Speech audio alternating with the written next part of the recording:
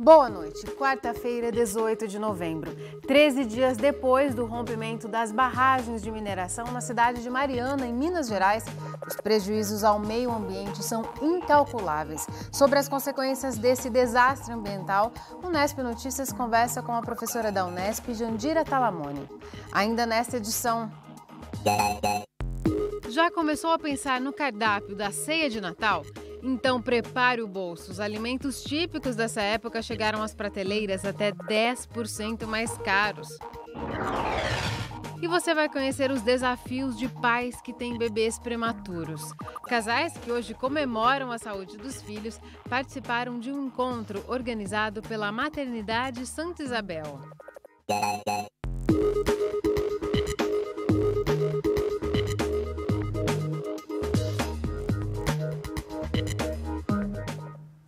Com os preços em disparada, a ceia de Natal neste ano também vai ficar mais salgada. Produtos típicos como panetones, frutas secas e castanhas já chegaram às prateleiras entre 7% e 10% mais caros. Itens importados, como bebidas, podem custar até 25% a mais que no ano passado. Na lista dos produtos da ceia de Natal, alguns itens são tradicionais. Frutas in natura ou cristalizadas, nozes, castanhas, bacalhau, carnes, champanhes e vinhos. E, é claro, os panetones. Esses produtos começam a aparecer nos supermercados de Bauru, mas os consumidores já perceberam a diferença nos preços praticados se comparados ao ano passado. Está muito caro, dobrou o preço, viu? Está muito caro mesmo. Mas o que não pode faltar na sua ceia que a senhora faz um sacrifício? Eu gosto de pernil. Pernil, panetone, essas coisas. Segundo a APAS, Associação Paulista de Supermercados, os tradicionais panetones registraram um aumento de 7% a 10% de um ano para cá, principalmente entre os chocotones. As frutas secas, castanhas e nozes também sofreram aumento de preços nessa faixa, de 7% a 10%. A Abras, Associação Brasileira do Setor, acompanha os efeitos da alta do dólar sobre os preços dos produtos de Natal importados. A estimativa é que os vinhos sofram a maior elevação de preços, em torno de 24%. O dólar mais caro também deve influenciar no preço das carnes, aves e peixes. Mas se na sua ceia não pode faltar o famoso bacalhau, é preciso preparar o bolso. O aumento médio previsto para 2015 é de 14%.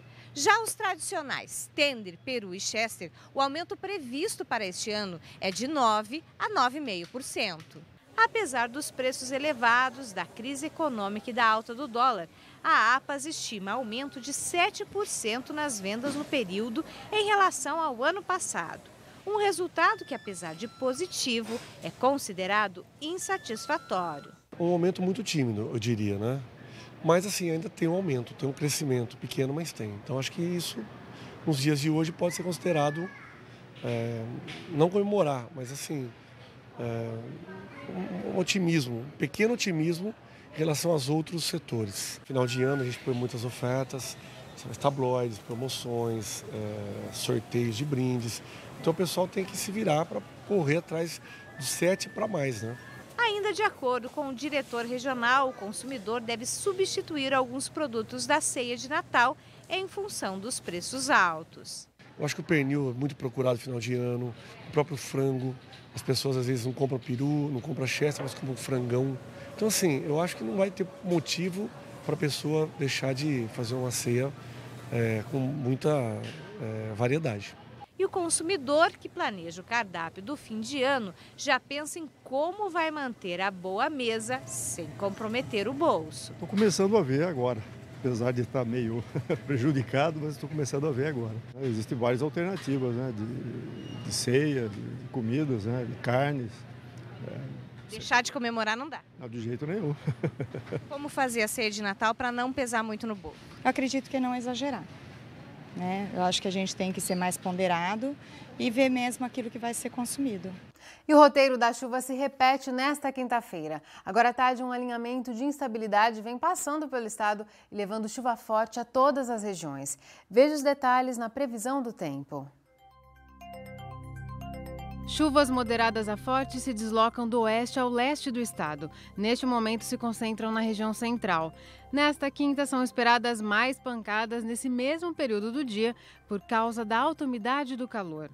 Bauru deve ter chuvas a qualquer momento até o fim do dia. Agora a umidade do ar é de 71%. Os ventos sopram a 6 km por hora. Hoje os termômetros foram dos 18 aos 34 graus.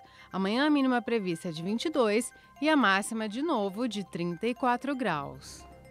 Depois do intervalo, você vai ver que a Maternidade Santa Isabel organizou ontem uma programação especial para marcar o Dia da Prematuridade. Pais se reuniram para compartilhar experiências de superação com os filhos que nasceram antes da hora. É daqui a pouco, voltamos já.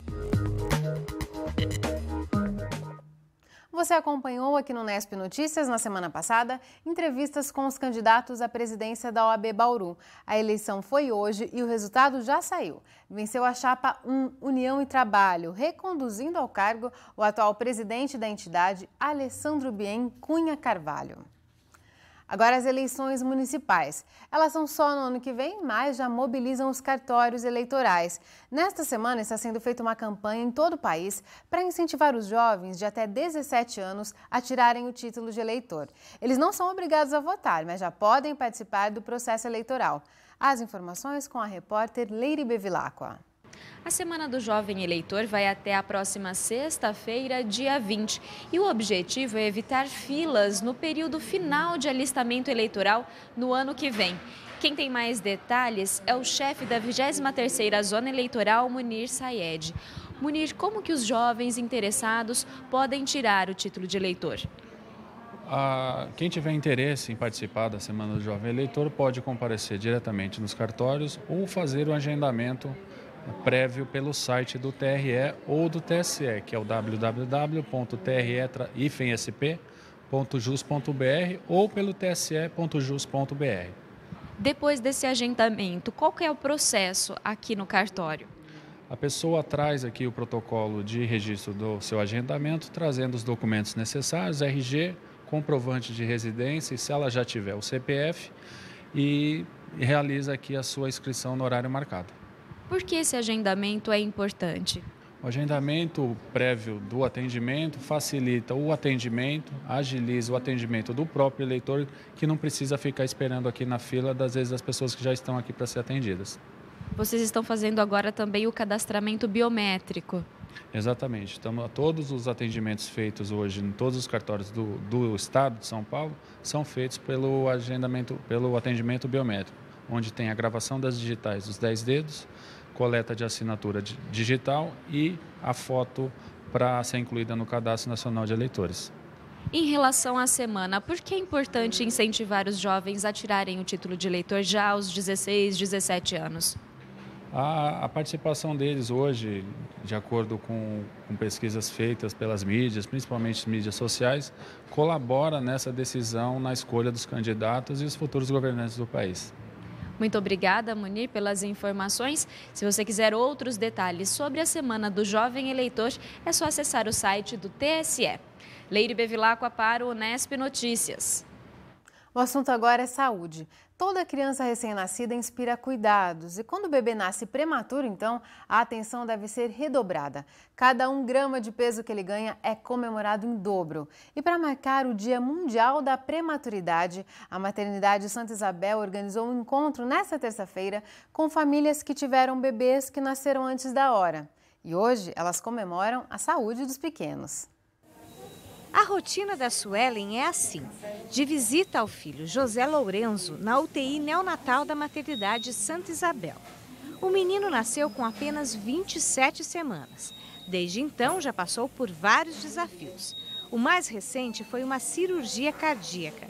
A melhora do filho e a alta hospitalar fazem parte de um sonho diário da mãe. Dia após dia, o que está completando um mês, ele vem vencendo todos esses probleminhas em relação ao pulmão, em relação ao rim. E assim, é só colocar na mão de Deus mesmo que a gente vê a vitória, graças a Deus. Segundo o Ministério da Saúde, o índice de prematuridade no Brasil é de 12,4%.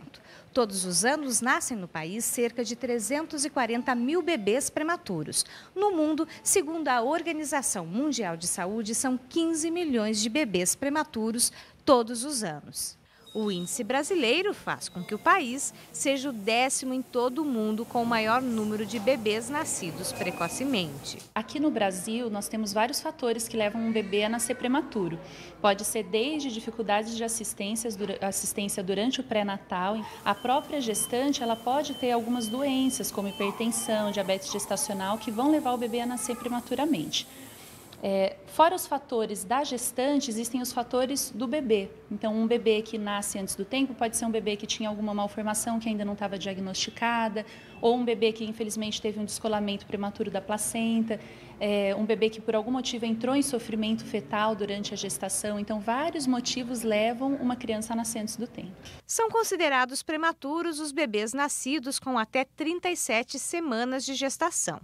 Os nascidos entre 32 e 37 semanas são chamados de prematuros tardios. Os que nascem entre 28 e 32 semanas são considerados prematuros precoces. Já os prematuros extremos são aqueles nascidos com apenas 24 a 28 semanas. Todos os bebês nascidos antes do tempo normal de gestação podem ter sequelas. Mas são os prematuros extremos, como é o caso do José Lourenço, os que mais inspiram cuidados. As crianças que nascem prematuras, principalmente os prematuros extremos, os bebês com extremo baixo peso ao nascer, que são aqueles bebês abaixo de 1.000 gramas, ou os bebês com muito baixo peso, que são os bebês que nasceram com menos de 1,5 kg, são bebês que merecem sim cuidados especiais. Esses cuidados eles vão envolver uma equipe multiprofissional, desde o médico pediatra, neonatologista, o fisioterapeuta, terapeuta ocupacional, nutricionista, psicólogo, fonoaudiólogo. Então, a gente precisa de uma equipe trabalhando junto para que essa criança seja adequadamente assistida. E mesmo após a alta do hospital, a criança prematura inspira cuidados e deve ser acompanhada por especialistas. A Vanessa segue essa indicação. Todo mês ela leva o pequeno Marcos, que nasceu com menos de 1,5 kg, para fazer exames na PAI. E ela comemora os avanços obtidos pelo filho de 3 meses. A criança vai crescendo aos poucos, assim, cada fase da criança é uma vitória, né? Então, sim, os pais que passam por isso, eu posso dizer que pode ficar tranquilo, que na verdade é um susto, mas depois passa, tudo passa. Marcos e dezenas de outras crianças que nasceram prematuras participaram do 2º encontro de neonatologia organizado pelo Hospital Estadual de Bauru. Para os pais, cada etapa vencida pelo filho é motivo de comemoração. Noeli é mãe adotiva de Nicolas, garotinho de 2 anos e meio, que teve sequelas por conta da prematuridade. Hoje, a vitalidade do menino é a prova de que os desafios aos poucos estão sendo superados. Com 14 meses ele saiu da fisioterapia respiratória, com 18 meses ele saiu da fisioterapia motora, nesse intervalo ele teve alta da neurologista, então para a gente é uma vitória.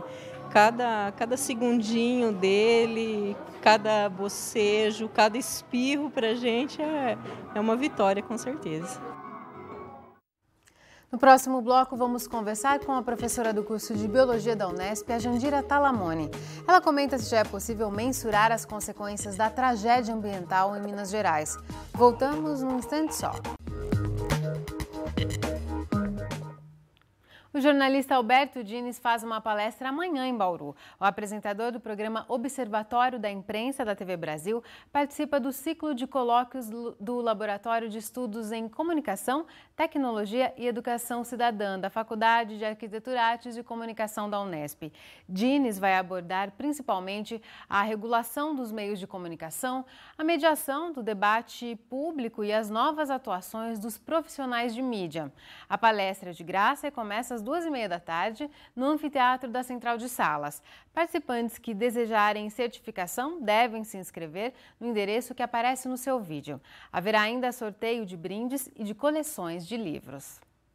Agora a gente abre espaço no Unesp Notícias para repercutir um crime ambiental cometido contra a população e a bacia hidrográfica do Rio Doce, em Minas Gerais. Há 13 dias, 2 barragens da mineradora Samarco se romperam no distrito de Bento Rodrigues, em Mariana, e jogaram um mar de lama equivalente a 20 mil piscinas olímpicas sobre a região. A lama provocou um rastro de destruição sobre povoados e o leito do Rio Doce. São 9 mortes confirmadas e 15 pessoas desaparecidas. Para repercutir as consequências dessa tragédia ambiental, vamos conversar com a professora do curso de Biologia da Unesp, a Jandira Talamone. Professora Jandira, muito obrigada por sua presença aqui no Unesp Notícias. Eu que agradeço. Obrigada por estar aqui.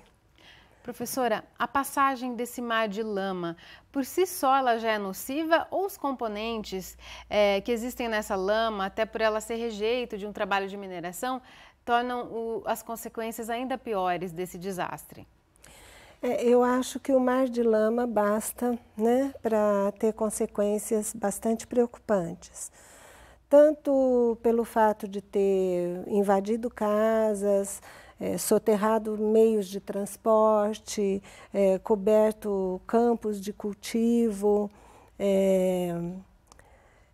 ter feito com que as pessoas que vivessem ali passassem por uma situação terrível, né, um trauma psicológico muito grande. Então, são questões sociais muito importantes e independente, eu acho, né, da composição dessa lama. Eu acho que, por si só, o estrago já foi considerável, né? Que o volume é gigantesco, né? Sim, são 60 bilhões de litros, né, de lama que cobriram a cidade e causaram danos muito grandes. E embora a empresa, a Samarco, diga que essas pessoas estão alojadas, estão sendo alimentadas e que futuramente vão ser tomadas providências, alugar casas para essas pessoas e tudo, mas eu penso assim, a vida delas, as experiências vivenciadas, né,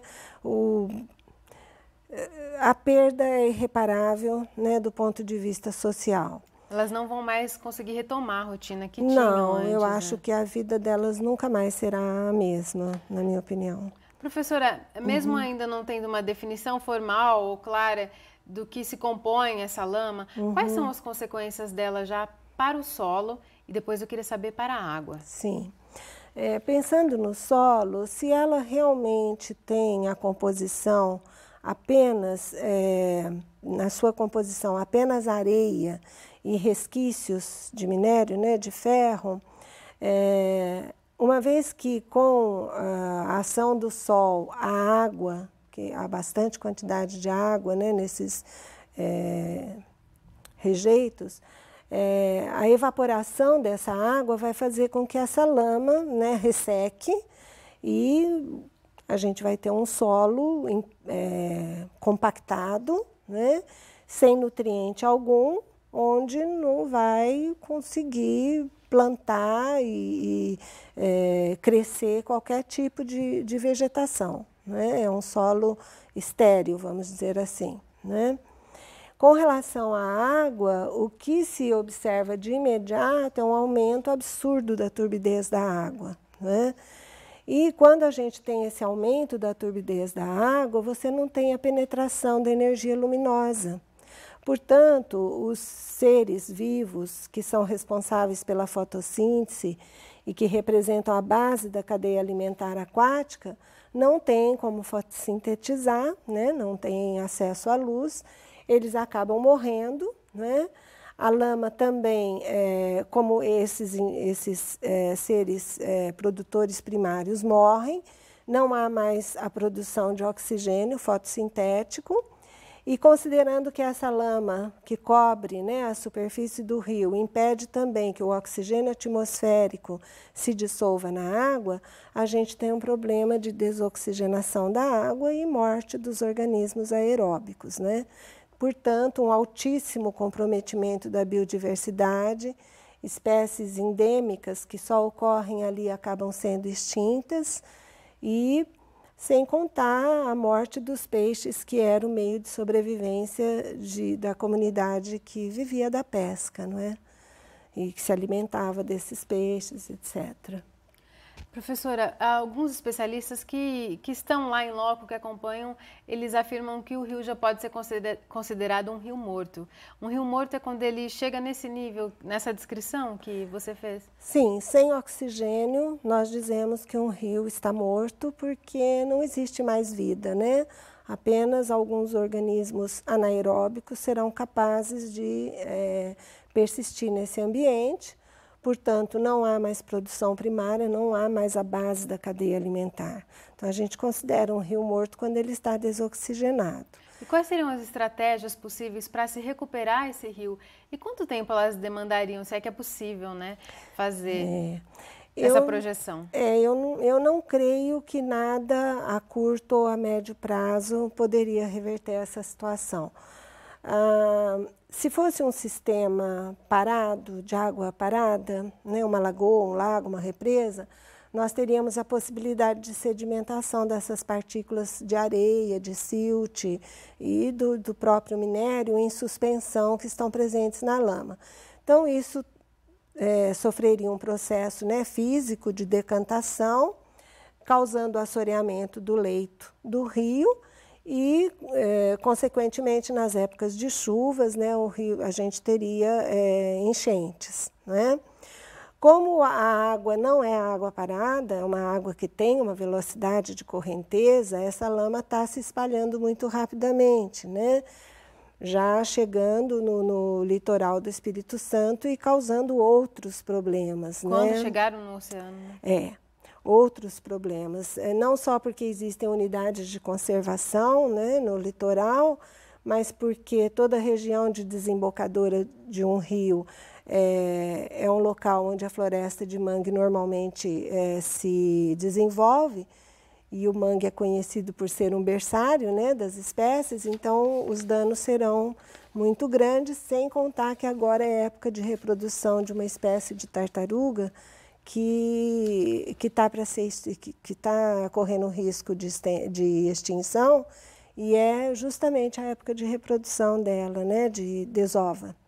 Então, eu acho que os danos ambientais, os impactos ambientais são maiores do que a gente pensa. E vão ser sentidos por muitas gerações? Eu acredito que sim. Eu acho que talvez, né, se for feito um trabalho com as nascentes do rio e tal, um trabalho sério de recuperação, talvez pode ser que isso seja, esse tempo seja menor, mas eu não vejo que isso seja possível assim, como as pessoas acham que pode ser.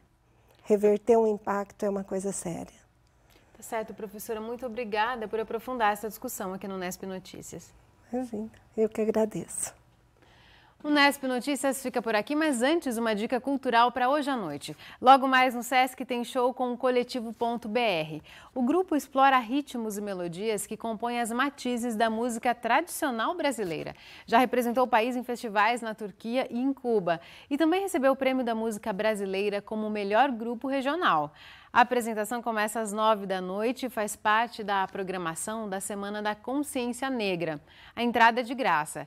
E é com um pouco da música do Coletivo.br que a gente encerra a edição de hoje. Uma boa noite para você. Tchau!